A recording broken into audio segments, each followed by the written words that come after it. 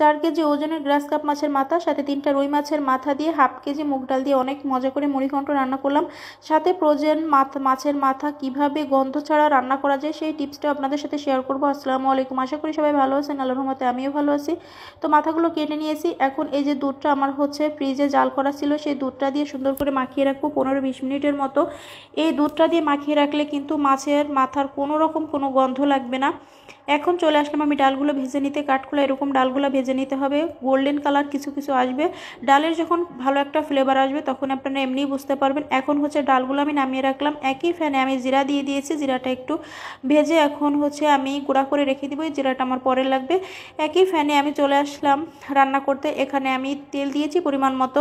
এখন দিয়ে দিলাম পেঁয়াজ কুচি। আপনারা জানেন মুড়িঘণ্ট রান্না করার ক্ষেত্রে কিন্তু অনেক বেশি পেঁয়াজ লাগে, তো পেঁয়াজটা কিন্তু আমি মেপে দিইনি, আমি দিয়েছি আমার মতো করে, আমার পরিমাণ মতো করে। আপনারা আপনাদের পরিমাণ মতো করে দিয়ে নেবেন। আর এই পেঁয়াজটা দিয়েছি ব্রেস্তা করার জন্য। তো দেখুন এই যে কিন্তু আমার ব্রেস্তাটা ভাজা হয়ে গেছে। এই অবস্থায় একদম চুলার জালটা লো করে দিতে হবে, না হলে কিন্তু কালারটা সুন্দর আসবে না। এই অবস্থায় নামিয়ে রাখবেন। যে 1-2টা সাদা আছে ওইটাও কিন্তু হলুদ হয়ে যাবে, সোনালি কালার হয়ে যাবে। এখন চলে আসলাম মাথার কাজে। মাথাটা সুন্দর করে দুধ দিয়ে যখন মাখিয়ে রাখছিলাম 20 মিনিটের মতো, ওইটা সুন্দর করে পরিষ্কার পানি দিয়ে ধুয়ে নিয়েছি। এখন লবণ হলুদ মাখিয়ে নিলাম। এইটা এখন ভেজে নিব। তো এই যে ভেজে নিতে চলে আসলাম, ওইটা আপনাদের সাথে দেখাইনি, স্কিপ করে গিয়েছি। আর অনেকেই আছেন যে কাঁচা মাথা দিয়ে রান্না করে না ভেজে, আমার কাছে অতটা ভালো লাগে না। এভাবে যদি হালকা ভেজে রান্না করা হয় তাহলে কিন্তু সুন্দর একটা ফ্লেভার আসে আর খেতেও ভালো লাগে। এখন রান্না করতে চলে আসলাম। কড়ায় তেল দিয়ে দিলাম। তেল দিলে এখানে হালকা একটু গরম মশলা দিয়েছি, দারচিনি, এলাচ, লবঙ্গ দিয়েছি, সাথে তেজপাতা দিয়েছি। এখন দিয়ে দিলাম গোটা কাঁচামরিচ হালকা একটু ফালি করে, আর সাথে দিয়েছি পেঁয়াজ দিয়ে সুন্দর করে এখন ভেজে নিচ্ছি। এখন দিয়ে দিলাম বাটা মশলা। এখানে সব রকম মশলা ছিল। এখানে শুকনা মরিচ, জিরা, ধনিয়া, আদা, রসুন, এলাচ, লবঙ্গ, দারচিনি, জয়ফল, জয়ত্রী সব রকম মশলা আমি একসাথে বেটে নিয়েছি। এখানে কিন্তু আমি একটু শুকনা মরিচ উঠিয়ে রাখছিলাম যে এত বেশি ঝাল হবে সেটা মনে করি, এখানে অনেক বেশি ঝাল দিয়েছিলাম। তো যেটুকু মশলা আমি উঠিয়ে রাখছিলাম পরবর্তীতে ওই মশলাটুকু আমি আবারও দিয়েছিলাম। এখানে তেলটা একটু কম হয়েছিল, এই জন্য আমি আবারও তেল দিয়ে দিয়েছি।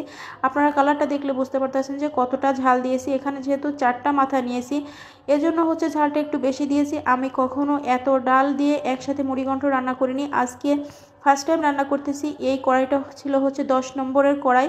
তো এই কড়াইটাও আমার চেঞ্জ করতে হয়েছে, মানে ডালটা বেড়ে এত বেশি হয়ে গেছিলো। দেখেন এই যে মশলাটা কিন্তু আমার সুন্দর মতো কষানো হয়ে গিয়েছে। এখন আমি মাথাটা দিয়ে দিলাম। আমার কাছে কেন যেন মনে হয় কাঁচা মাথা দিয়ে যদি এরকম কষিয়ে রান্না করা হয় তাহলে স্মেলটা ভালো আসবে না। এজন্য আমি এরকম হালকা একটু ভেজে নিই, তাহলে ফ্লেভারটাও সুন্দর আসে, খেতেও ভালো লাগে। এক একজন এক এক রকম করে রান্না করে, সবাই তো আর একরকম করে করেন না। তো আপনারা যদি আমার এই প্রসেসে একবার মাছের মাথা দিয়ে মুড়িঘণ্ট রান্না করেন তাহলে অনেক বেশি মজা পাবেন। আর যারা মনে করেন যে অনেক দিন ফ্রিজে রাখা ফ্রোজেন মাছের মাথা আছে, গন্ধ লাগবে, তারা দুধ দিয়ে ভিজিয়ে রাখবেন, কোনো রকম কোনো গন্ধ তো লাগবেই না। এই টিপসটা আমিও একজন আপুর কাছ থেকে পেয়েছি, তার ভিডিওটা দেখেও আমি এই একটা জিনিস শিখছি। আসলে শেখার কোনো শেষ নাই। তো ওই যে মাথাটা সুন্দর করে কষিয়ে আমি ডালগুলো দিয়েছিলাম। ডাল দেওয়ার পরে আমি নারকেলের দুধ দিয়েছি। এখন শুধুমাত্র নারকেলের দুধটুকু দিয়ে তো রান্নাটা হবে না, বাকি যতটুকু পানি লাগবে আমি পরিমাণ মতো দিয়ে নিয়েছি। আর মুড়িঘণ্ট রান্নার ক্ষেত্রে নারকেলের দুধ ছাড়া তো অসম্পূর্ণই থেকে যাবে। তো দেখুন ওই যে কড়াইটায় কিন্তু অনেক বেশি জাল করার পরেও হয়েছিল না, এই জন্য আমি এই যে রাইস কুকারের হাঁড়িতে দিয়েছিলাম। পরে আমার রান্নাটা একদম কমপ্লিট হয়ে গিয়েছে। এখন আমি জিরার গুঁড়ো দিয়েছি, সাথে দিলাম ঘি। এখন আর ঘি দেওয়ার পরে উপর থেকে আমি পরে ব্রেস্তাটা দিব, এখন দিব না। অনেকে আছেন যে মুড়িঘণ্ট রান্নার ক্ষেত্রে একদম আস্ত আস্ত রাখেন, তো এটা আমার পরিবারে কেউ খেতে চায় না, একদম ডালের মতো হয়ে যাবে। এই অবস্থায় থাকলে সবাই অনেক বেশি পছন্দ করে। তো এই যে আমার